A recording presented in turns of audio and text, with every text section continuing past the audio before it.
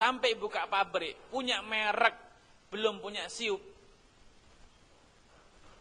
ya wailakum, pasti akan disembelih sana sini, akan repot urusannya.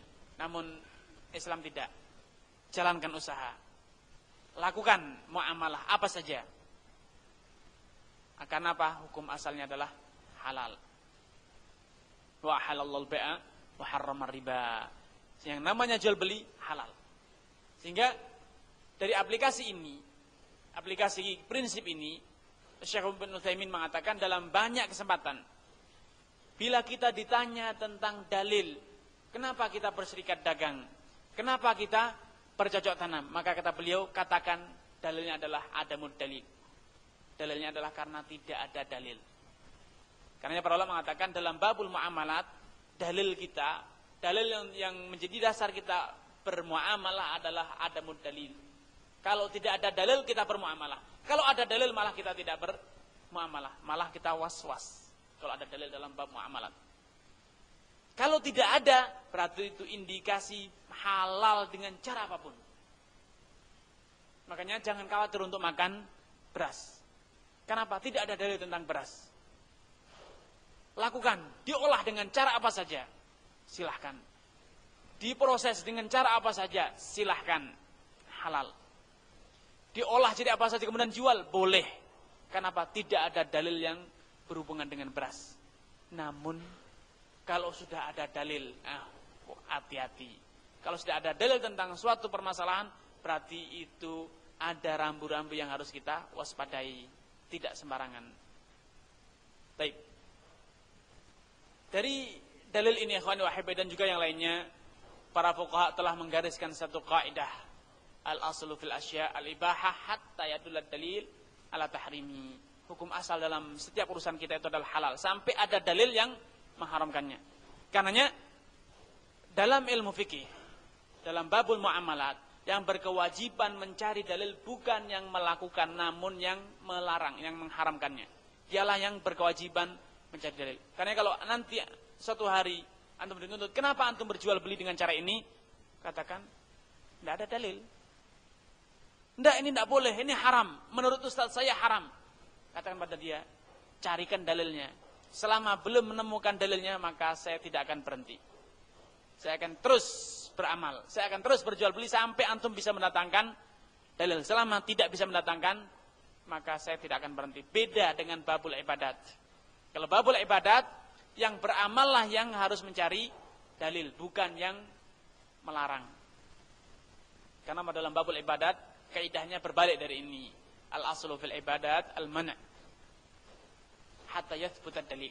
Hukum asal dalam babul ibadat itu adalah terlarang sampai terbukti ada dalilnya. Baik. Ini dua prinsip ringan. Kita akan mulai memutar sedikit otak. Mulai kita harus mengingat-ingat, memori kita harus kita putar tentang transaksi yang selama ini pernah kita jalani. Prinsip ketiga ini adalah kita mengenal macam-macam akad dan konsekuensi masing-masing. Secara global, sebagaimana ditekankan oleh Ibnu Farhun al-Maliki, beliau mengatakan bahwa secara global akad dalam Islam itu bisa ditinjau dari tiga sudut pandang. Yang pertama ditinjau dari tujuannya, kedua ditinjau dari karakter akad, dan ketiga ditinjau dari konsekuensinya. Dari konsekuensi masing-masing akad tersebut. Ditinjau dari tujuannya, maka akad dalam Islam secara global terbagi menjadi tiga hal. Menjadi tiga kelompok besar. Yang pertama, akad yang bertujuan komersial, yaitu akad yang bertujuan mencari keuntungan. Contohnya jual beli, sewa menyewa, penggarapan sawah, syarikat dagang, itu termasuk akad komersial. Kemudian akad jenis kedua adalah akad jenis sosial. Akad yang tidak boleh ada keuntungan.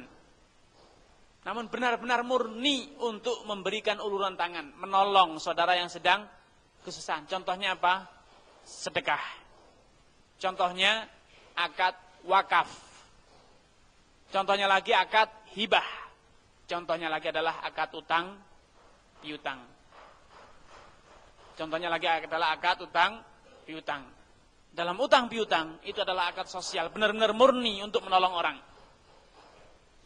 Kalau tadi dalam akad komersial kita dibenarkan mencari keuntungan, maka dalam akad sosial kita tidak boleh sama sekali mendapatkan keuntungan duniawi, keuntungan materi. Karena Allah Subhanahu wa taala menegaskan, "Innama nut'imukum liwajhillah." Kami memberi it'am, memberi sedekah berupa makanan itu benar-benar karena lillah. La nuridu minkum jazaan wala syukura. Kita tidak ingin mendapatkan balasan dan juga ucapan terima kasih saja kita tidak mengharapkannya. Bahkan orang yang mengharapkan ucapan terima kasih di dunia gara-gara sedekahnya, maka dialah kelak di hari kiamat orang yang pertama kali diceburkan ke dalam neraka. Antum telah hafal hadis salah satun awwalu man tusya'aru bihimun nar. 3 kelompok orang yang mereka pertama kali manusia yang akan diceburkan ke dalam neraka. Siapakah mereka?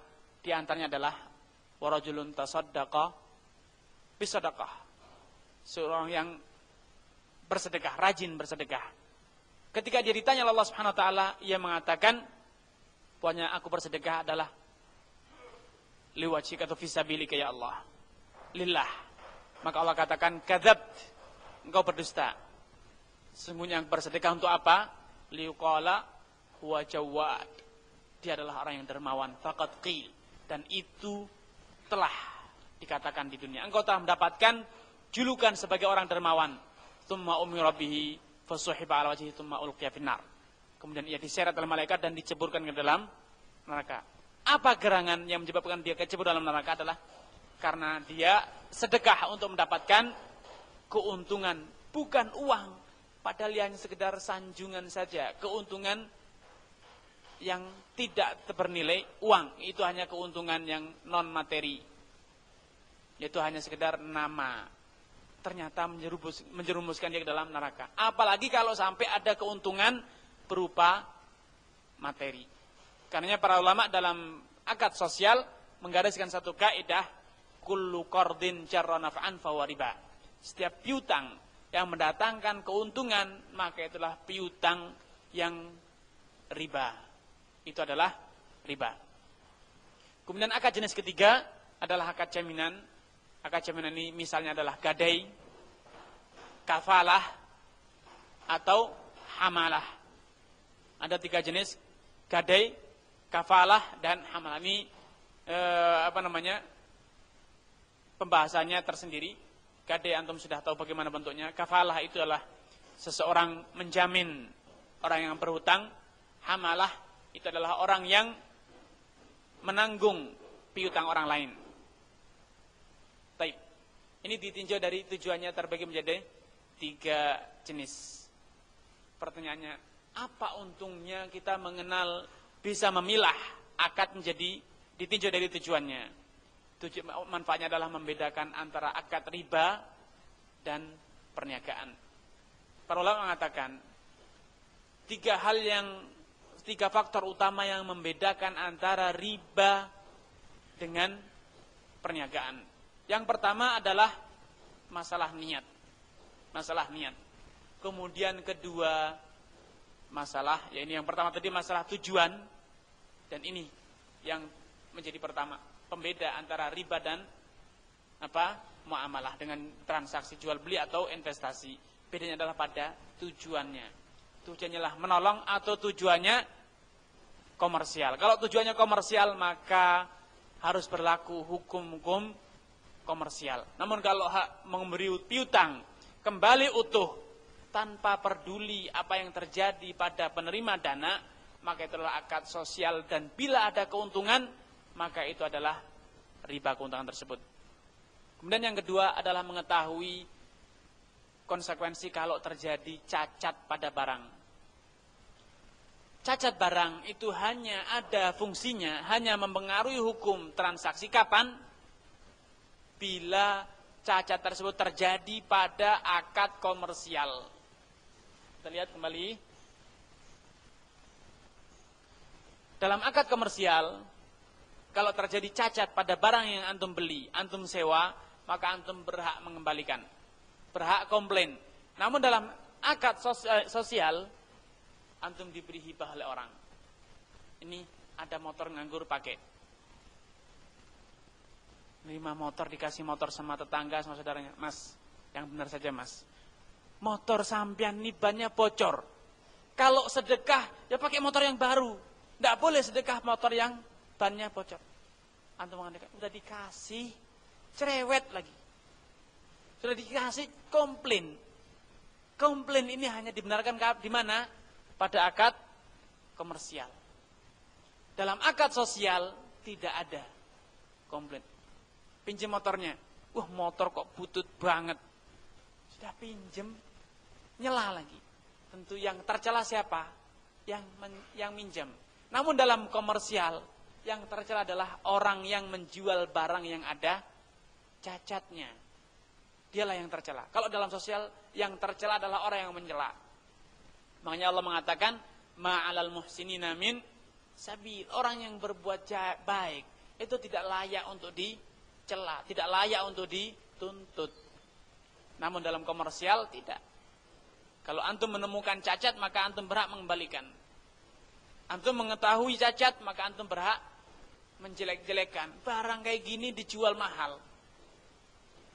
Tapi kalau dalam motor butut, pinjam, motor kayak gini kok dipinjamkan? Tidak ada.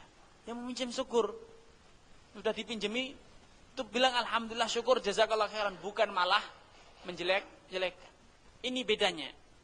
Karenanya dengan mengetahui taksimul uqud, pembagian akad ditinjau dari tujuannya, antum bisa memposisikan diri siapa antum dan apa hak serta wewenang antum. Kita lewati di sini, contoh ini sekedar contoh saja. Kemudian tinjauan kedua ditinjau dari karakternya. Ditinjau dari karakternya. Akad dalam Islam terbagi menjadi 3 pula. Yang pertama, akad yang mengikat kedua belah pihak. Bila akad telah terjalin, maka tidak boleh diputus kecuali atas keridhaan pihak kedua.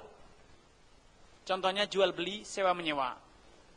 Antum misalnya yang sudah menikah, rencana ingin bawa keluarganya ke sini, sudah disiapkan untuk menyambut sang bidadari, disiapkanlah rumah kontrakan. Sudah ngontrak, ternyata gagal, tidak jadi bawa. Dia datang ke pemilik rumah, Pak, rencana saya nyewa rumah itu untuk menyambut bidadariku datang. Namun ternyata dia gagal datang ke sini karena suatu hal. Maka saya batal ngontrak. Tolong kembalikan uangnya. Kata milik rumah, enggak, uangnya sudah saya belanjakan. Maka ini hak pemilik rumah untuk menolak sepenuhnya. Sampean sudah saya kasih kunci, mau ditempati silahkan, tidak juga itu urusan Anda. Saya tidak berkewajiban mengembalikan uang sewa. Saya sudah berikan kesempatan Anda untuk menghuni rumah. Masalah istri tidak jadi datang itu urusan Anda, bukan urusan saya. Di toko-toko ditulis, barang yang sudah dibeli tidak boleh dikembalikan. Itu adalah wewenang pemilik toko. Kenapa? Karena jual beli adalah akad yang mengikat. Kecuali bila ada cacat yang disembunyikan, cacat yang tidak antum ketahui ketika akad, baru boleh mengembalikan. Tanpa adanya cacat, maka tidak berwenang untuk mengembalikan barang. Kecuali bila penjual rela, bila antum mengembalikannya. Sehingga tulisan yang di toko